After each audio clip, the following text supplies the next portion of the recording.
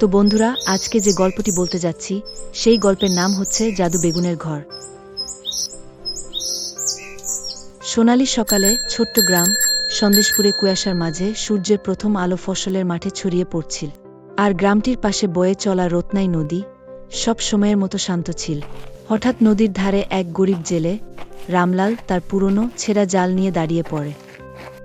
হে ভগবান, আজ যেন কিছু ভালো হয়। বাড়িতে মা খালি পেটে আছে, গীতার বিয়ের জন্য টাকা জমাতে হবে। সত্যি বলতে ক্ষুধা আর বোনের বিয়ের চিন্তায় আমি খুব ক্লান্ত।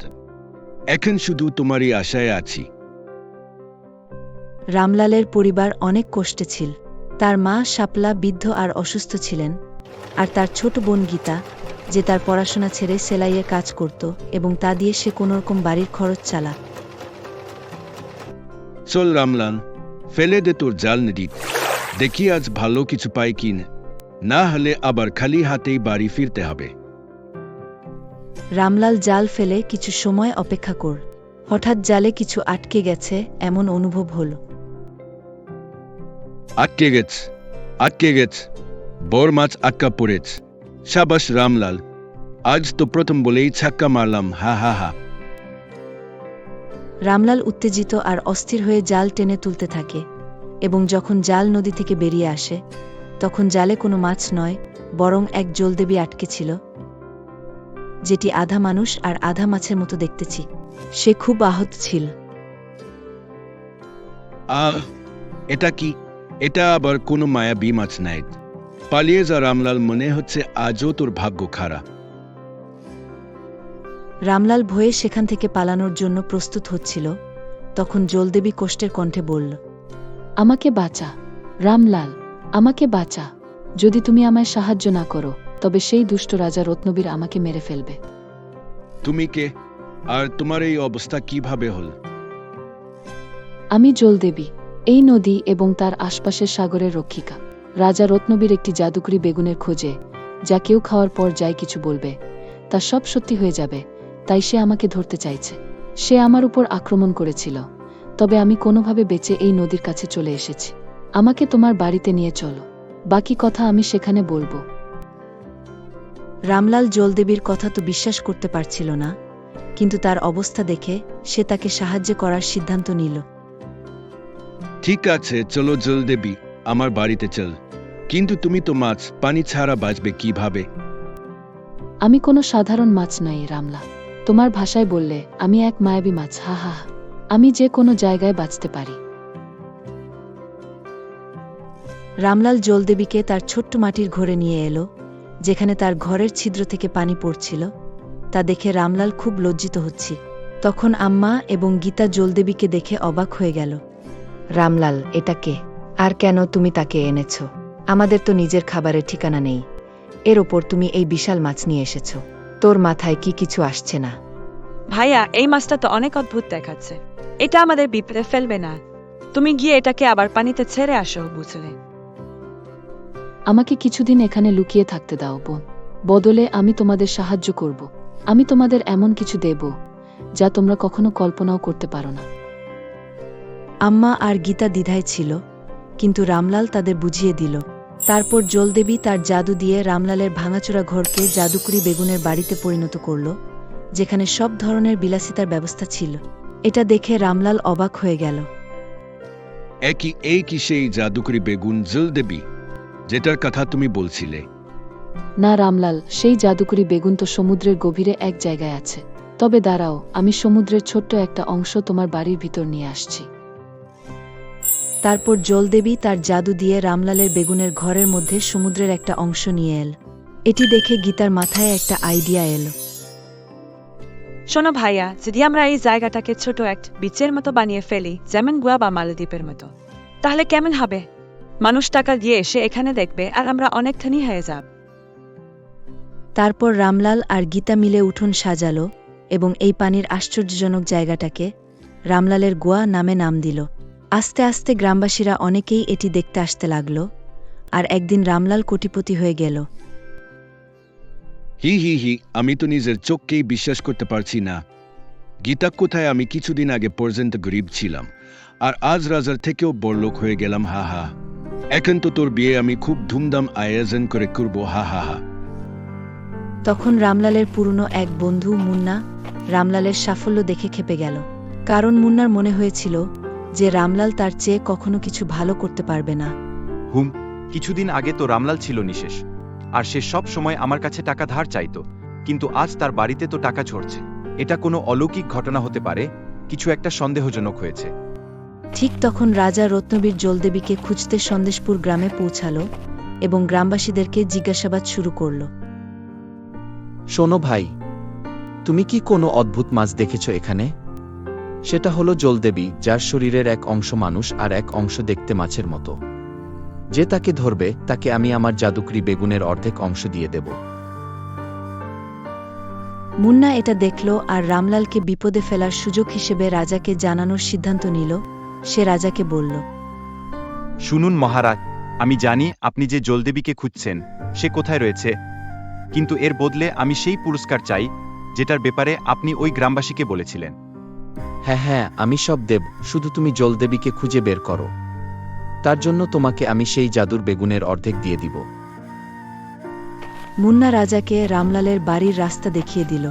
এটি শুনে রাজা তৎক্ষণাৎ রামলালের বাড়িতে পৌঁছাল এবং জলদেবীকে দেখতে পেতেই চিৎকার করতে লাগল। জলদেবী, তোমার খেলা শেষ। এখন তুমি আমাকে সেই জাদুকরি বেগুনের কথা বলো, যেটা খেলে যা বলবে তা সত্যি হয়ে যাবে। না হলে মরার জন্য প্রস্তুত হও। জলদেবী এই লোকটাকে, আর এ তোমাকে কেন নিয়ে যেতে চায়? এই হলো রাজা রত্নবীর রামলাল, এবং সে আমাকে ধরার জন্য এসেছে সেই জাদুকরি বেগুনের খোঁজ। সে এই বেগুন দিয়ে সমস্ত পৃথিবীকে নিজের দাস বানিয়ে তাদের ওপর রাজত্ব করতে চায়। তখন রাজা জলদেবীর ওপর আক্রমণ করে, আর রামলালের সাথে একটি ভয়াবহ লড়াইয়ের পর সে জলদেবী, রামলাল, আম্মা এবং গীতা চারজনকেই বেঁধে বন্দী করে ফেলে। হা হা হা, এখন সোজা সোজা সেই জাদুকরি বেগুনের খোঁজ বলো জলদেবী, না হলে তোমার সাথে আমি এদেরও মেরে ফেলব। হা হা হা, সেই বেগুনের কাছে পৌঁছাতে কেউ আমাকে ঠেকাতে পারবে না, কেউ না। হা হা হা হা হা। তখন জলদেবী তাদের জীবন বাঁচানোর জন্য রাজাকে জাদুকরি বেগুনের খোঁজ জানিয়ে দিল। এটা শুনে রাজা খুশিতে পাগল হয়ে গেল এবং জাদুকরি বেগুনের কাছে চলে গেল। কিন্তু তখন সেখানে জাদুকরি বেগুন ভাগাভাগি নিয়ে মুন্না এবং রাজার মধ্যে তর্ক শুরু হয়ে গেল। আপনি আমাকে জাদুকরি বেগুনের অর্ধেক ভাগ দিবেন কথা দিয়েছিলেন মহারাজ, কিন্তু এখন আপনি আপনার কথা পাল্টাচ্ছেন। আমি আমার ভাগ না নিয়ে ছাড়ব না, যা কিছু হোক না কেন। ভাগ? তুমি যেমন বিশ্বাসঘাতক তেমন কিছু পাবে না। কে জানে, যেমন তুমি কিছু টাকার লোভে আমাকে জলদেবীর খোঁজ জানিয়েছিলে, কালকে তুমি একইভাবে কোনো শত্রু রাজাকে আমার গোপন তথ্য জানিয়ে আমাকে মেরে ফেলবে। রাজা এবং মুন্নার মধ্যে ঝগড়া বেড়ে গেল এবং জাদুকরি বেগুন পাওয়ার লোভে তারা একে অপরকে মারতে উদ্যত হয়ে গেল। জাদু বেগুনের জন্য তারা সমুদ্রে ঝাঁপিয়ে পড়ে এবং শ্বাসরোধ হয়ে ছটপট করে সেখানে মারা গেল। দেখো রামলাল, লোভের পরিণাম কি হয়, তাই আমাদের কখনো লোভ করা উচিত নয়। তারপর জলদেবী সেই জাদুকরি বেগুন রামলালের হাতে তুলে দিল এবং নিজে নদীতে ফিরে গেল। রামলাল সেই বেগুন খেয়ে সব সময় মানুষের উদ্দেশ্যে ভালো কথা বলতো, যা সত্যি হয়ে যেত এবং সবাই তাকে আশীর্বাদ করত। পৃথিবীর সকল মানুষ সুখী থাকুক, সবাই সুস্থ থাকুক, সবাই একে অপরের সাথে মিলেমিশে থাকুক, সবাই সর্বছর বাঁচুক এবং কোনো মানুষই দুঃখ বা যন্ত্রণা না ভোগ করুক, চারপাশে শান্তি এবং ঐক্য বজায় থাকুক। রামলালের এক ভালো কাজের কারণে সমস্ত দেশ ও পৃথিবী জুড়ে তার প্রশংসা হতে লাগল এবং সমস্ত গ্রামবাসীরা জলদেবীকে পূজা করতে শুরু করল। তো বন্ধুরা, এই গল্পটি তোমাদের কেমন লাগলো? গল্পটি যদি তোমাদের ভালো লেগে থাকে তাহলে ভিডিওটিতে একটি লাইক করো, কমেন্ট করো, আর আমাদের চ্যানেলটিকে সাবস্ক্রাইব করতে ভুলবে না কিন্তু। দেখা হচ্ছে পরবর্তী ভিডিওতে। ধন্যবাদ। রাজপুত্রের জাদুর মেকআপ কিট। অনেকদিন আগের কথা, কুসুমপুর নামের একটা গ্রামে লাবণ্য নামের একটা অসহায় মেয়ে বাস করত। লাবণ্যর বাবা মা কেউ ছিল না। লাবণ্য ওর কাকা কাকির সঙ্গে বাস করত। লাবণ্যর কাকি ছিল অনেক অনেক দজ্জাল মহিলা। সে সব সময় লাবণ্যর ওপর অত্যাচার করত। লাবণ্যকে দিয়ে বাড়ির সব কাজ করাতো। লাবণ্যর গায়ের রং ছিল কালো, এই জন্য ওকে আরো বেশি কষ্ট পেতে হতো। ও স্কুলে গিয়েও শান্তি পেত না।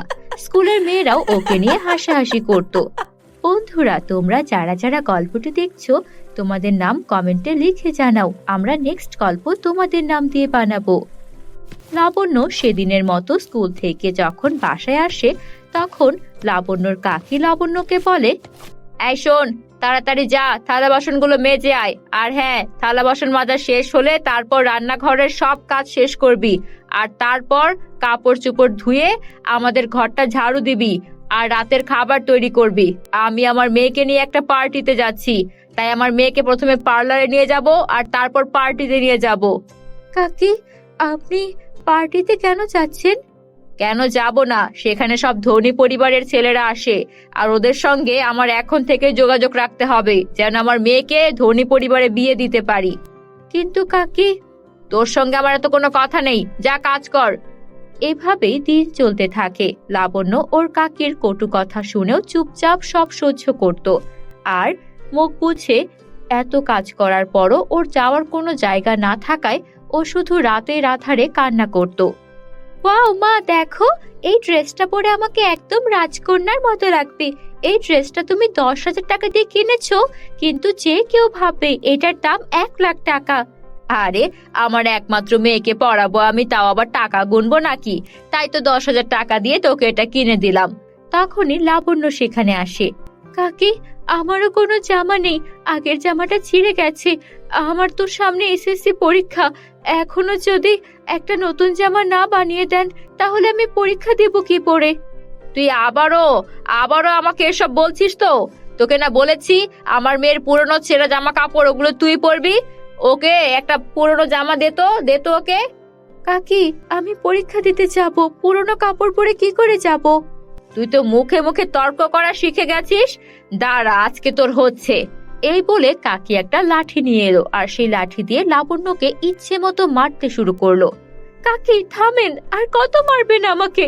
মারতে মারতে আমার শরীর একদম ব্যথা করে দিয়েছেন। আমি ঠিক মতো বসতে পারি না, পায়ে ব্যথা পাই, হাঁটতে পারি না। এই ব্যথার শরীর নিয়ে কাজ করতে হয়।